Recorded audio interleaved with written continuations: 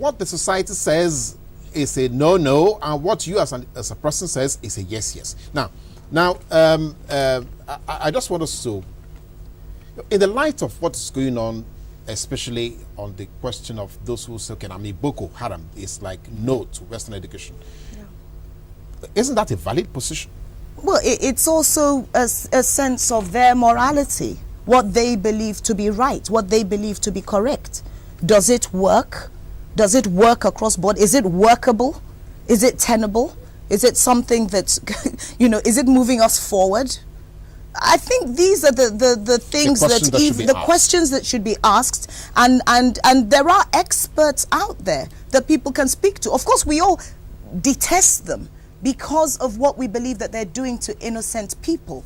But for me, I think the state has given validation to people who who are embodying Boko Haram and victimizing homosexuals. I think it was terrible to introduce another level of intolerance into a society that's already ravaged by violence, religious intolerance on every level.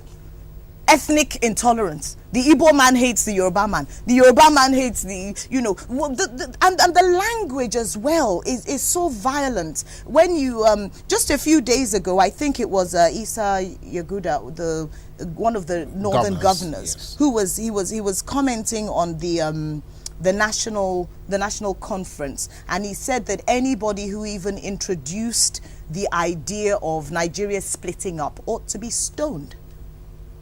I mean, again, you see? So you have an opinion now, somebody should stone you. How is it that people in positions of authority are even using that kind of language that will incite people, to do nasty and unspeakable things to other people? Okay, now, so let's come to this representation, because now that you have brought that to the table, I think it's essential that we now deal with that.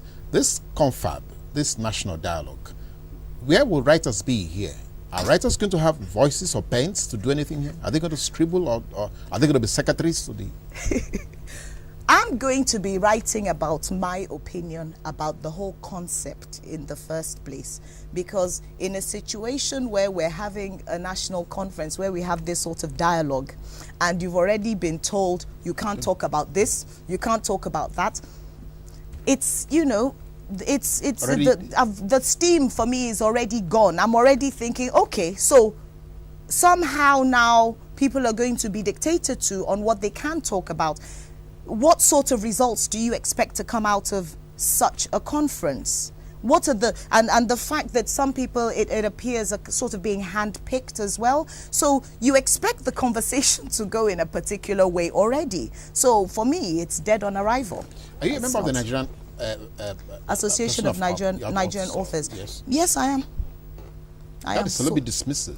No, I am. No, as in, I'm saying this because I feel I haven't been as active as I used to be in the 90s, the early 90s, mid 90s. I was very active, I haven't been recently. That seems to be another lapse on the Nigerian landscape. The question of collectives, not a certain, strong opinions. Oh, but they do. But you have not been very active.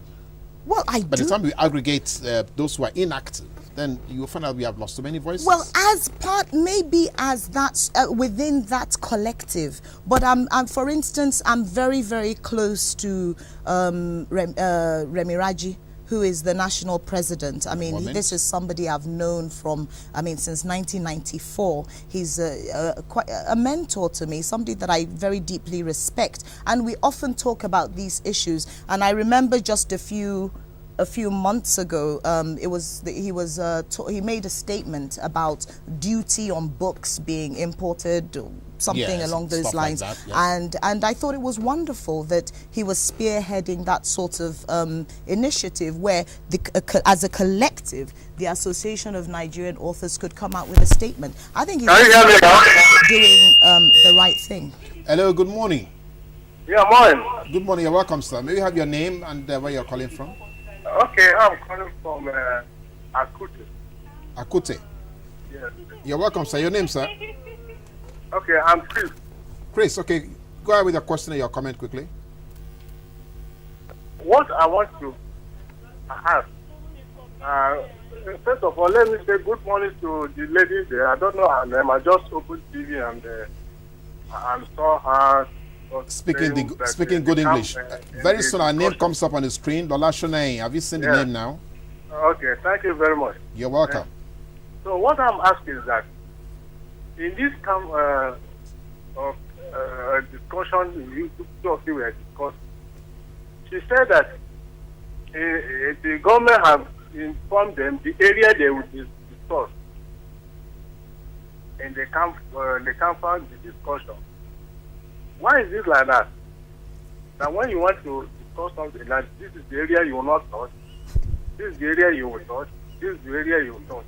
It's simple. Let them now tell the world that this is what we are going to discuss generally, not to pick some areas. Thank you. All right, Chris. Well, Chris said he seems to be agreeing with you or disagreeing. Totally. I'm in agreement with Chris. I think we have to get to the point where we are no longer where we are unafraid of openness.